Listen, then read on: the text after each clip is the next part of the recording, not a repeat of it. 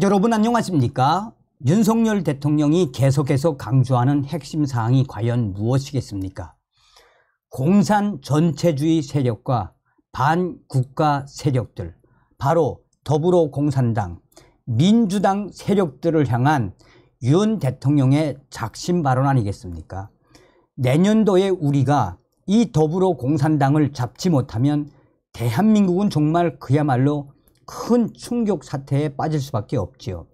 자, 이번 소식에도 우리가 정신을 바짝 차리고 내년도 총선에 저 더불어공산당, 민주당을 박살내야 하는 이유가 나온다 하겠습니다. 이균용 부결, 법관 3,100명 지금 난리가 났으며 판사들 반발 어마어마할 것. 정성산 TV 좋아요, 구독, 알림은 큰 힘이 되겠습니다. 법관 3,100명 인사 올스톱 되나, 판사들 반발 어마어마할 것. 이균용 부결. 이균용 대법원장 후보자에 대한 임명 동의안이 6일 오후 국회에서 부결됐습니다.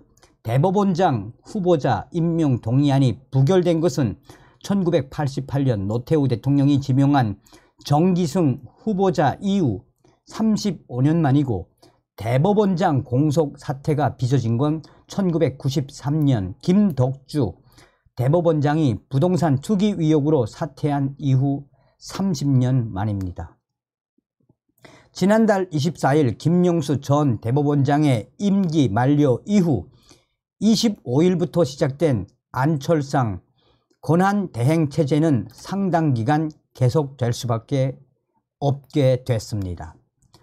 이균용 후보자는 임명 동의안 부결 후 서울 서초구 인사청문회 준비팀 사무실을 나서며 빨리 사법부가 안종을 찾아야 국민들이 재판받을 권리가 실질적으로 보장될 것이라고 말했습니다.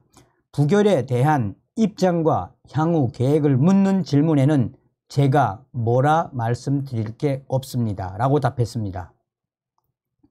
여야의 극한 대립 속에 대법원장 공석 사태가 언제 끝날지 전망하기란 쉽지 않습니다. 통상 대통령실이 검증 작업을 거쳐 후보자를 지명하는데 1개월에서 2개월이 걸리고, 지명 이후 청문회를 거쳐 임명되기까지도 1개월에서 2개월 정도가 걸립니다. 지금부터 대통령실이 새 후보자를 찾아 나서야 하는 상황이라면 최장 3개월에서 4개월이 걸릴 수도 있다라는 것입니다. 이균용 후보자의 경우 8월 21일 지명된 뒤 9월 20일 인사청문회 종료까지 딱 31일이 걸렸습니다. 김명수 전 대법원장이 지명한 안철상 대법관과 민유숙 대법관의 임기도 내년 1월로 종료됩니다. 최악의 경우 대법원장을 포함 14명이 정원인 대법원이 11인 체제를 맡게 될 수도 있습니다. 대법관 후보자 지명부터 임명까지 아무리 짧아도 한 달이 소요되는 걸 고려하면 11월에는 두 사람의 후임자가 지명돼야 합니다.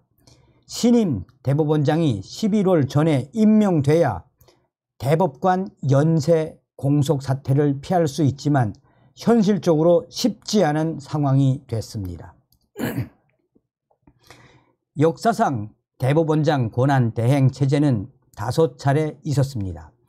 2대 조용순 대법원장과 3대 조진만 대법원장 사이에 있었던 배종년 권한 대행 체제가 약 11개월로 가장 길었고, 가장 최근인 1993년 김덕주 대법원장 사퇴 이후 최재호 권한대행체제는 14일로 마무리됐습니다. 물론 한 차례 검증해둔 후보군이 있고, 이 후보군의 낙마 가능성이 청문회 직후부터 거론되어 온 만큼 윤석열 대통령이 미리 생각해둔 후보자를 일찍 발표할 가능성도 있습니다. 그러나 다음 주 후보자를 발표한다 해도 국회 일정이 변수입니다. 당장 10일부터 27일까지 국정감사 기간입니다. 인사청문위원회를 꾸리는 것도 인사청문회 일정을 잡는 것도 녹록치 않을 수 있습니다.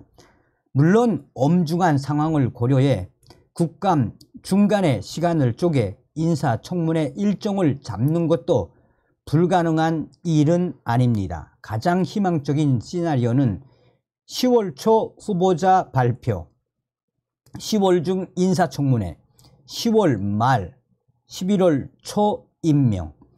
이미 한 차례 임명 동의안이 부결된 점을 감안해 윤석열 대통령이 여야 모두 동의할 만한 무난한 인물을 지명한다는 것을 전제한 일정입니다.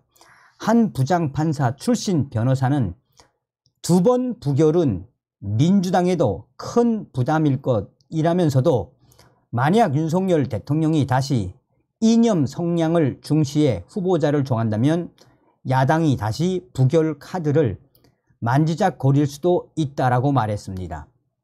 법원, 인사, 행정, 전원 합의체 올스톱.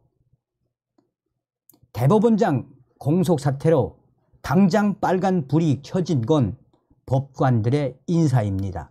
해마다 2월 20일 전후로 발령이 나는 승진, 전보, 인사 작업을 통상 12월 초에 시작을 하는데 인사 원칙 등을 대법원장이 승인해야 그 기준에 맞추어 인사 작업에 착수할 수 있습니다. 정상적이라면 11월 전에 인사 원칙이 정해져야 하고 11월 내에 새 대법원장이 취임하지 못하면 전국 법관 3,100여 명의 인사의 차질은 불가피합니다.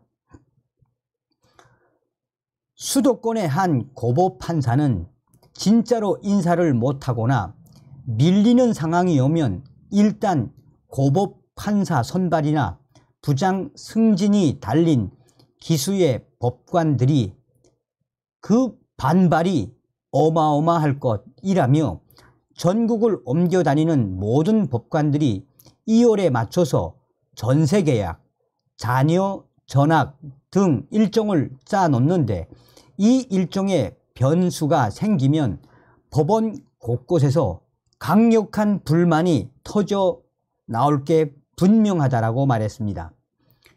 권한대행의 권한과 역할에 대한 별다른 규정이 없지만 광폭 인사를 하기는 현실적으로 쉽지 않습니다. 법원 내에 기획 업무 경험이 있는 한 법관은 대법원장이 새로 임명되면 행정처 참모진 구성을 비롯해 다양한 인사 요인이 발생할 수밖에 없다라며 이러한 충격적인 사태를 그 누구도 예견하지 못했다라고 말했습니다. 대법원장 없이는 전원 합의체 선거를 진행할 수 없습니다. 현재 전원 합의체에서 논의 중인 사건은 총 5건으로 이 중 한 건이 1월 퇴임 예정인 민유숙 대법관 주심 사건입니다. 고참 대법관이 주심을 맡았던 전원 합의체 사건을 마무리 짓지 못하고 떠나 새 주심이 사건을 넘겨받을 경우 그만큼 시간이 지연될 수밖에 없습니다. 행정 업무를 떠안게 된 안철상 대법관의 소부 사건들도 지연 우려가 커지고 있습니다. 법조계는 지금 현재 격앙된 반응이 계속 터져나오고 있습니다. 법원을 정쟁의 제물로 삶은 꼴이라며 이 격앙된 목소리가 무엇을 말하겠나라고 민주당과 정치권을 향한 쓴소리. 재경지법의 한 부장판사는 재산신고 등을 이유로 낙마한 사례는 많지 않은데 진짜 부적절한 인물이라 부결했다기보다 야당이 법원을 정치 공방의 볼모로 삼은 것이라며 법관들의 사기에도 영향이 매우 클 것이라고 우려했습니다. 김한규 전 서울 변호사회 회장은 야당이 윤석열 정부와 힘겨루기의 결과로 사법부를 혼란에 빠뜨린 것이라면, 이런 식이라면 두 번째 후보자도 낙마시키지 않으리라는 보장이 없다라고 내다봤습니다. 서울에서 근무하는 한 부장판사는 농담처럼 말하던 상황이 현실이 되니 너무 황당하다라며 다음 후보자는 좀 빨리 통과돼야 할 것 같다라고 말했습니다.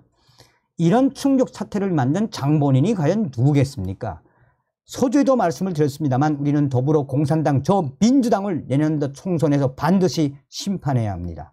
다음 시간에 뵙겠습니다. 멸공.